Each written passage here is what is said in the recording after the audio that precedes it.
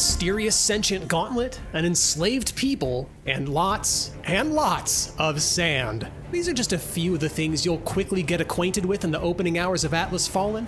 But with the fate of the world in your bulky, glowing hand, how is a lowly unnamed supposed to get their best start on their journey? Don't even worry about it. I've got you covered with the things that you should do when you first sand surf into Atlas Fallen. Once you get through the tutorial missions, you're going to learn about anvils. Anvils are your one-stop shop for upgrading your gear, unlocking perks, saving the game, and even fast traveling. So once you get to this particular anvil, the game will still encourage you to go in certain directions, but it more or less opens up for you to approach as you see fit. Any good adventurer is going to need some money to help them out sooner or later, so let's add some funding to our wallets first. If you've got your waypoint set to the next story mission, it's going to tell you to go northwest across the bridge, but let's actually take a quick detour to the southwest across the broken bridge first. Crossing this chasm is going to take you into a large desert area. From here, you should head south until you find a cave entrance. Now, keep in mind, this desert is rife with enemies, so if you want to avoid getting mollywopped by wraiths you may not be prepared for, hug the outer edge and keep sand surfing past the weaker creatures that might stalk you. In particular, you're gonna want to be wary of this shell basher here. It's far and away the most dangerous enemy on your path, so unless you're confident that you can send this giant enemy crab back to E3 2006 where it belongs, you're better off steering clear for now. Also, just as a general rule for this game, make sure to grab any glowing items you may find, because many of them are going to be artifacts that you can sell to vendors for even more money. Once you come across this gray rock, go through the other side of the cave and look for a chest on your right and open it for an easy 850 gold. You're going to need this funding for another early game tip coming up soon. Now, carefully, or recklessly if you really want to, head back north, but this time be on the lookout for a new anvil which you can use later on as a fast travel location. Another anvil. There, beneath that rock formation. Niall will chime in when you're close, but just for you to get your bearings without his help, it's more inland than the path that we took to get to the cave. So as you surf north, head directly west from the crumbled castle wall to a tiny camp where you're going to find not only our anvil, but a chest containing 2 new essence stones, Reigniting Shatter and Roaring Shatter. Both of these are obviously going to buff Shatter, which is your big super move, so pick your poison between dealing more damage and building more momentum. Honestly, you can't really go wrong, it's just going to depend on your personal playstyle. Next, use this new anvil to fast travel back to the first one and head northwest to advance the story. Once you get to the village Castrum 7, hit up the vendor on your left as you enter the south gate. You're going to notice that she's got a new armor set called Purger's Warsuit for 1,500 gold. That chest we grabbed a second ago is going to cover more than half of the cost, but if you're low, sell any and all artifacts you've collected to make up the difference. If you still need more cash, come back when you've done a few more quests and you should have enough. Once again, make sure to nab anything sparkly that you find along the way just to be sure.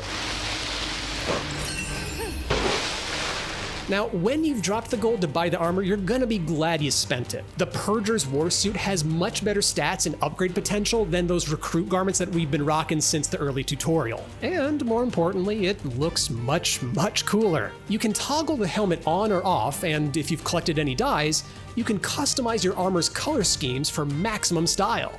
By the way, if this armor set or any other has the right look for you, despite another set having better stats, you can always equip the mathematically superior armor and transmogrify it to look like the armor with your preferred look. I believe the Splatoon catchphrase is "Stay fresh."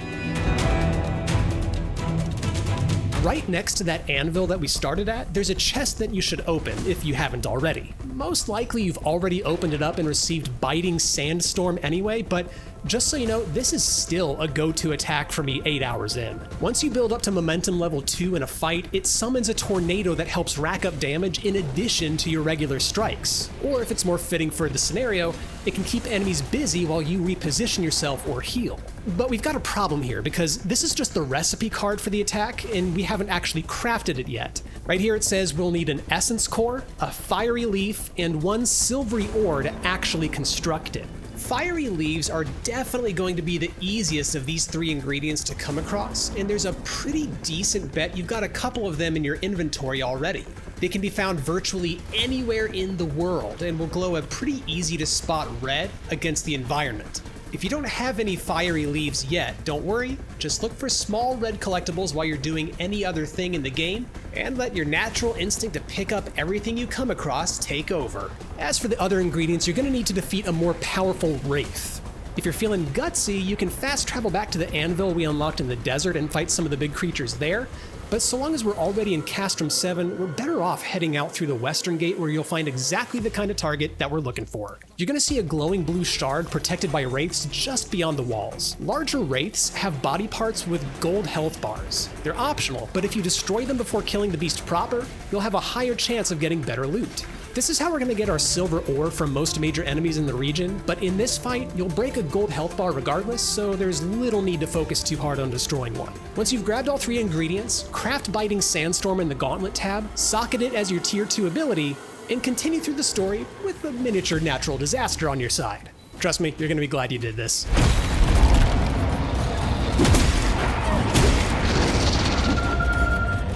Lastly, once you advance the story enough, you'll be able to move on to the next area. But be warned, when Arif tells you that you're not going to be able to return once you leave, he means it. Make sure to do whatever errands, side quests, treasure maps, and exploration you want before committing to the next major chapter of the game. If you want to look at a checklist of all the optional stuff you could miss out on in Caladrius, here's a quick look. We already tackled protecting the village to craft Biting Storm, but be on the lookout for these side quests: the Watcher's Fury, building bridges, a lost soul, food for the people, history of the Shattered Keep, and honing your skills.